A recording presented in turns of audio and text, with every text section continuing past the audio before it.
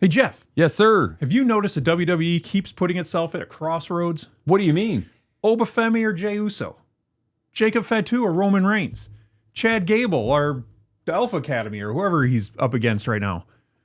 And now the women's division might be getting completely reshuffled too with a couple injuries? So tonight, Jeff, we're going to ask our audience one question. Does WWE finally trust its next generation?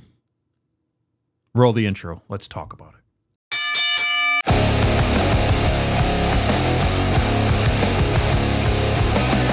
All right, welcome to Wrestle Stop. My name is Joe. This guy over here, his name is Jeff. Jeff? Yes, sir. Topic number one. All righty. Oh. So we've got our King of the Ring finalists. Oba Femi is one win away from becoming the guy, the number one contender in all of WWE. His choice of match at SummerSlam, he can go against Roman Reigns. He can go against Cody Rhodes or whoever has that title after Night of Champions. Right. We got Oba versus Jey. We know who the fans want. I mean, they want Jey Uso. Yeah, do they? They want Jey Uso to go away. They want Jey Uso to win that match. Yeah, I don't think so. But man, the WWE has spent the last few weeks, months building Oba Femi back up after that Brock Lesnar loss. But man, that London crowd is behind him. And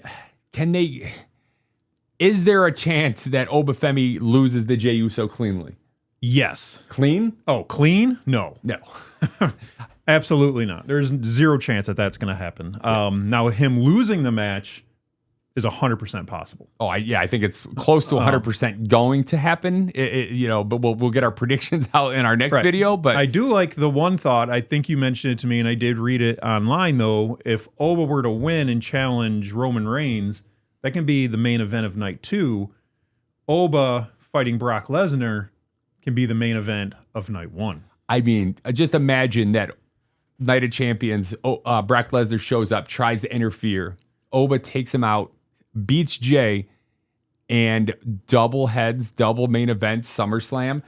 He will be the wrestler. He at that point, he's going to go through the roof. Let's say that you talk about the Triple H putting a rocket on somebody's ass. Yeah, yeah, his stock definitely goes up at that point, right? So that'd be huge. I would actually enjoy that. I like Oba. I think once people get stale on his little entrance walk, we might be a little different. So thankfully, they're allowing him to talk on the mic so he can get over that way. But yeah, Matt, now what do you think would happen? What if Jey Uso wins?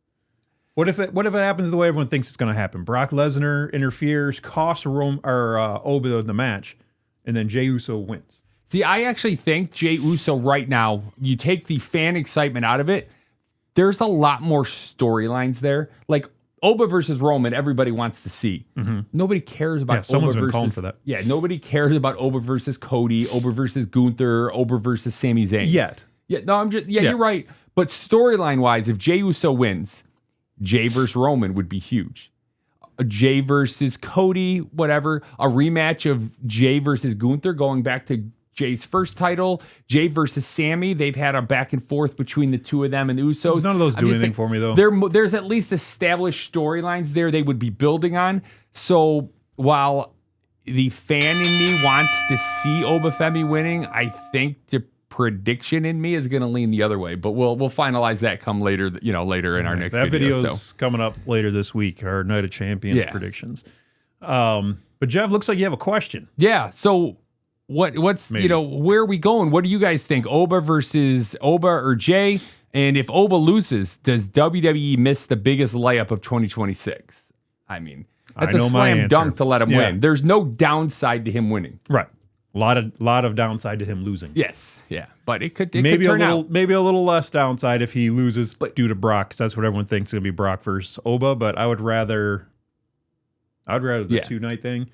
Or Oba goes on to fight Roman, because seeing him fight Brock again doesn't really excite me all that much. Yeah, we know he's going to win. He's going to win it, but yeah, we'll see. So, all right, Jeff, let's move on. Yeah, so speaking of Jey Uso being in the King of the Ring finals, the Bloodline seems to be falling apart again before it's even fully back together. Jacob Fatu and the Usos aren't on the same page. Jacob listens to Roman. He doesn't want to take orders from the Usos. He went to SmackDown last week to try and recruit Solo back. Solo and the MFTs. Solo told him no, tell Roman to get out of here. To prove a point, he showed up on Raw, and we had a match, Jimmy Uso versus LA Knight, and Solo took out Jimmy. LA Knight looked absolutely shocked, but he took the win. Yeah, I thought for a minute, it was like, I thought for a minute he's always said he doesn't want to get involved. So I thought for a minute he might not take the win, but he did. But Jacob Fatu feels more dangerous and everything. But is the bloodline complete, or where are they going with this storyline? Bloodline right now, you have the bloodline, then you have the MFTs. And ideally, Roman wants to reunite them to one solid bloodline. Right, he hasn't had any interaction with the Tongans, so I don't know if he wants them or not. Well, he wants Solo, and I know he wants Solo. Is back, he going to turn down 2 extra members of the bloodline? I mean, who knows, right? Maybe they're going to turn those 2 good, and they're going to lead a faction to good bloodline. That could happen, yeah. Kind of like what they're doing with Judgment Day. They pulled Finn away from this. I'm going on a side tangent here, but they pull him away from Raw to get him away from that. So now he's on SmackDown, just reforming the bloodline or the Judgment Day. R-Truth is trying to reform the blood. No, I guess I looked at it as if I'm recruiting Solo, I'm recruiting everybody that comes with Solo. Maybe. I just think it's weird that the Tongans have had no interaction at all with really any of it, just Solo. Yeah, and for a while there, it looked like Tama Tonga was trying to pull away from Solo. He's reversed course the last couple weeks. Yeah, which I think Tama Tonga would have done better right now anyway as the face, or at least like a tweener type character. I think he needs to get away from Solo Shadow right now, because I think he's got some growth to do. He's an established wrestler in Japan and all that, and I think he could excel on his own. Yeah, I think being with Solo right now is holding him back. I think someone like Tala Tonga is a little more green, could use a talker, use somebody like a Solo to kind of lead him and guide him. But I think Tama Tonga splitting off. And Tama Tonga doesn't do the hyena laugh anymore. I know, he gave it up for you. You get disappointed on letting me down. But I mean, it did seem like for a while they were doing like a Bloodline Civil War type thing. I remember, Solo said, make sure you pick a side because there's a war coming. Yeah, he said that to Royce Keys, and he was trying he was feel like as the other bloodline, Roman's bloodline was growing, Solo was trying to strengthen his, right. But they've kind of dropped that a little bit too. I mean, well, he lost. Well, they cut a couple of his members, so that's what it seems like why they were recruiting. But yeah, it seems the Royce Keys kind of separated himself and turned against Solo and made his point. So yeah, I don't know what their plan on that is. So, but clearly the bloodline, they don't plan on getting rid of that storyline. It's been around longer than DX. It's been around longer than NWO. It's like their summertime storyline. Yeah, but it's not going away. They know it brings fans in. But on that, say Solo does join up, who gets kicked out first? Does Solo turn against Roman, or does Jacob turn against Roman? Right now, Jacob's bought in, but how long is that going to last? Yeah. See, I don't feel he's bought in. Yeah, I know how you feel about it, but I don't feel he's bought in though. So I think he's biding his time. Alrighty. Topic 3, Jeff. Yeah. Speaking of Civil Wars, the Vision, while they're not necessarily infighting, but man, does it continue to look broken. As people come back from injuries, more people get injured. Paul Heyman's out now. The Street Profits beat the Vision. Austin Theory and Braun Breaker. In Braun's first tag match. I was actually completely caught off guard by that. I thought for sure, if you're going to, at that point, why have him take the loss? Just sacrifice. I guess maybe they have a storyline building, but just have him sacrifice the titles. It makes the Vision look stronger that we didn't lose the titles. We had to give it up because Logan Paul couldn't compete. Right. Well, there's probably some storyline implications here, right? When Logan Paul comes back, he's probably going to say something like that, like, hey, I didn't lose the titles. The real champions didn't lose the titles, something like that. But they could have said that without it. The only storyline you're possibly building that way is Logan Paul blaming Braun Breaker. So unless they're planning a division within, well, it looks like they're going to start a Logan Paul, Joe Hendry. Little feud there. Yeah. Joe Hendry came back. Which is fine because what happened to Joe Hendry? He got injured. They did play. He did get beat down one night with a bunch of chairs. They mentioned that on Raw this week. Okay. But yeah, he's been off air for a few weeks. They brought him back in London.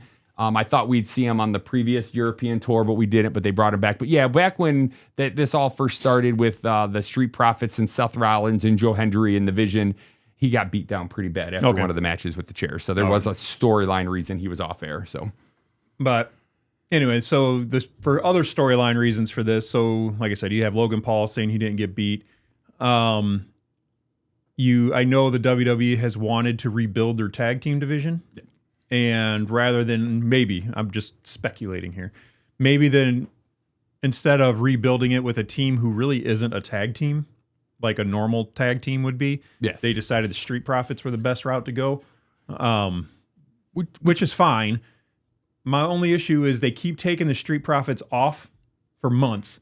Then they come back, they immediately get a title shot and win, and then don't defend it, and then lose it real quick when they finally defend it, and then they're off TV again for a few months.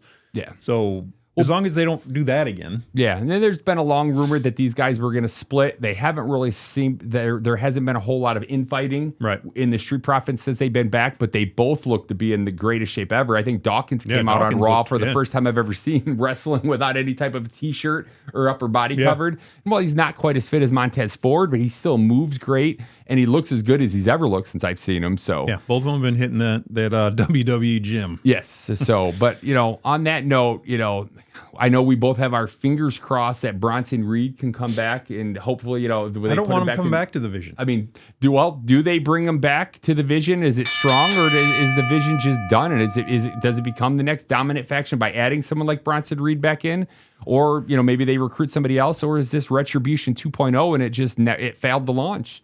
Yeah, it's looking ugly right now. Yeah. I think it started off great. And then the injuries, and now they just keep trying to piece it together just long enough, and it's just not working. Yeah. They needed to let it go. Vision should just go away at this point. Let everybody kind of do their own thing. Although I do like Logan Paul and Austin Theory as a tag team. Yes. I do like them as a tag team. Yeah. They do work well together. So Takip. Yeah. That's a new word for topic 4. Topic 4. Chad Gable's back from his 2-year injury. Shortly after the El Grande Americano was unmasked, Chad Gable makes his mysterious return to Monday Night Raw, but he's trying to redeem himself. He's made up with the Rey Mysterio and the Luchadors. They seem to have accepted his apologies, and I've learned I wanted to beat the Luchadors, but in doing so, he's admitted some faults. He's learned, but he's grown to respect them. Again, Rey Mysterio and them have accepted his apologies, but this week on Raw, he called out Alpha Academy, Otis, Maxine, and your boy Tozawa, and he apologized to them. And while it looked like Tozawa and Otis were getting ready to accept that apology, Maxine stepped in and refused to accept it and pulled them out of the ring. So, the crowds are kind of behind Gable after this run, but, where are they going there? Is the Alpha Academy going to reform? Is this a storyline that's been rumored that Maxine might join the Vision? Speaking of the Vision, we've seen her and Austin Theory the last couple months in the background.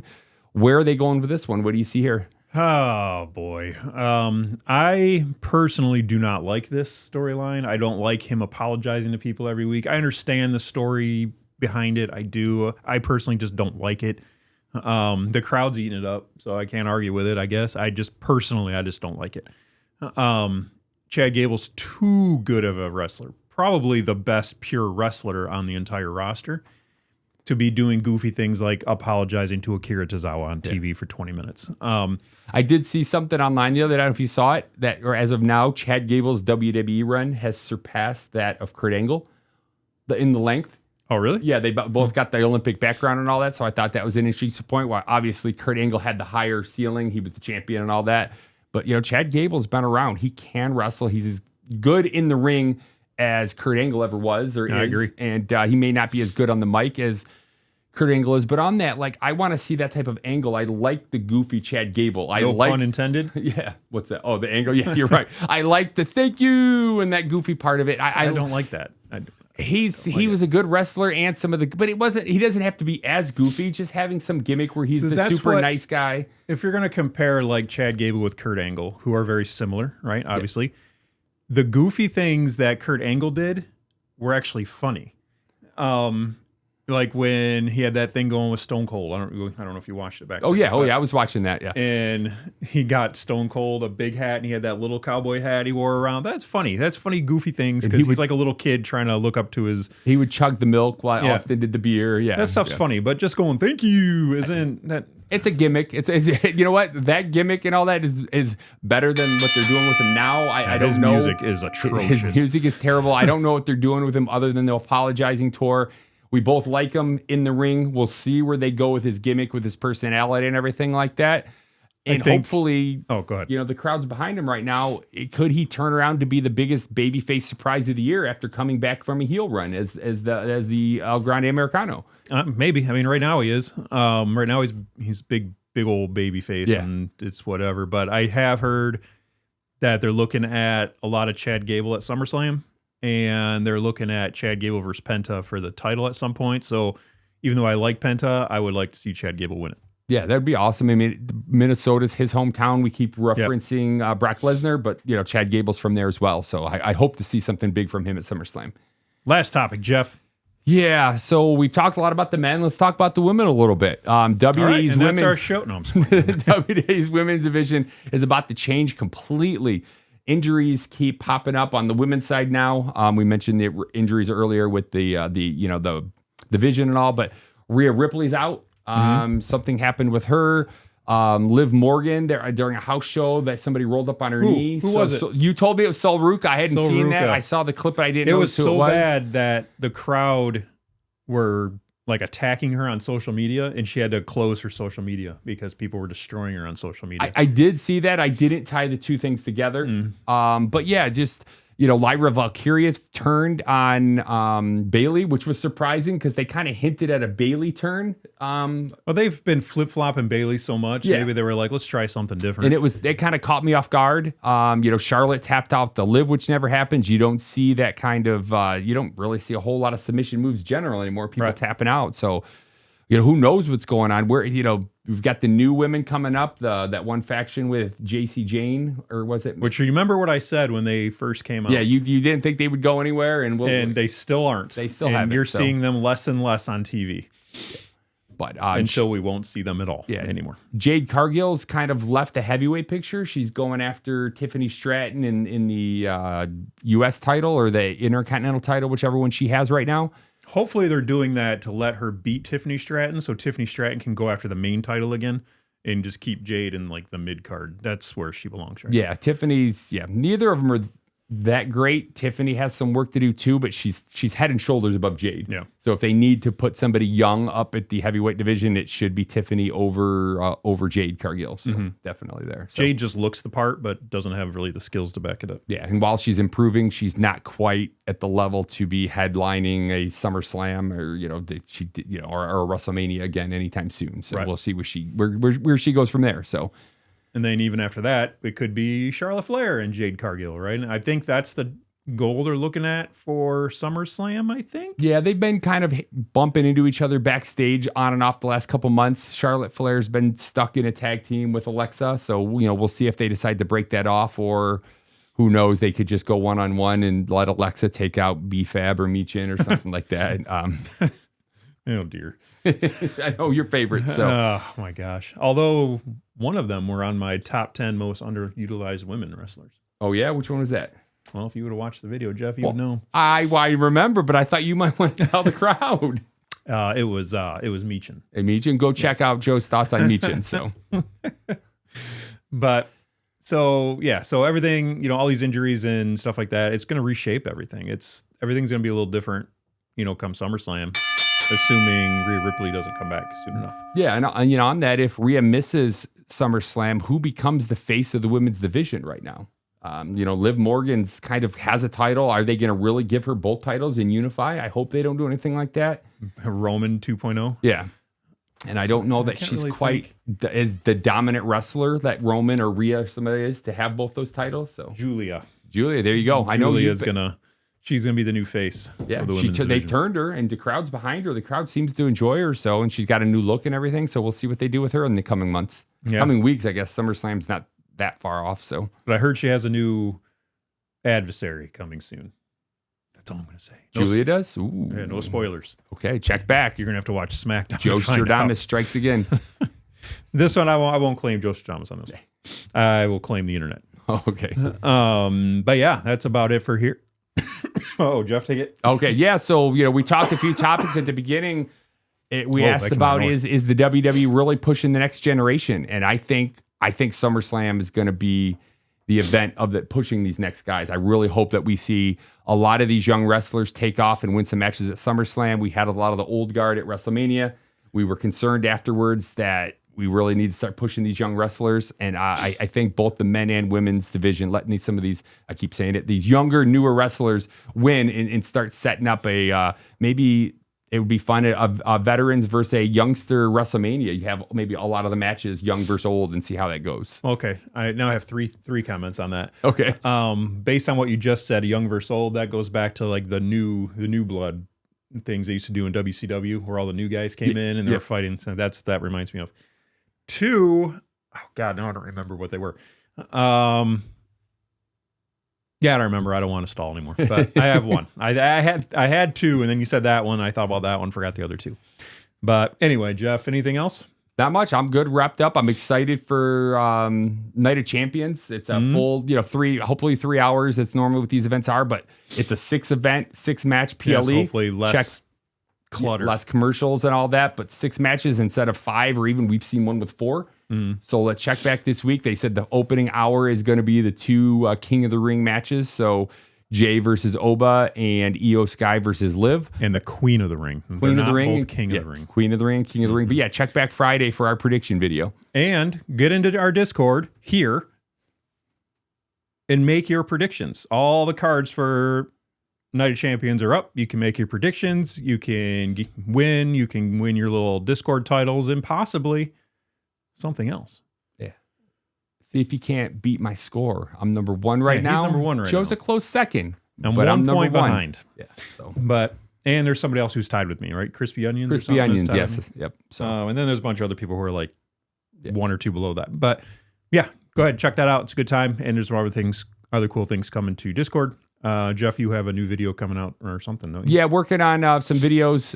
It's like the 5th episode we've done, yes, Jeff, where you're working on some videos. I got to figure out the exact format and how I want to do it. But I've back before WrestleMania, I went back and watched WrestleMania 1, 2, 3, just out of nostalgia.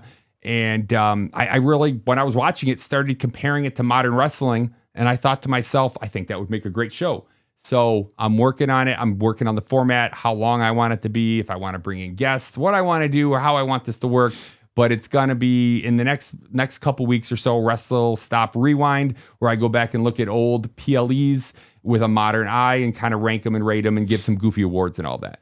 Yep. So we got that. Got another video coming up, past, present, and future of Wrestle Stop channel, because our 1 year is coming up. For those who don't know, SummerSlam marks our 1 year anniversary.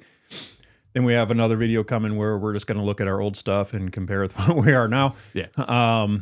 And some other things. So that's about it. Thanks everybody for watching. We appreciate you. Check out the Discord to make your picks, and we'll see you guys in the next video.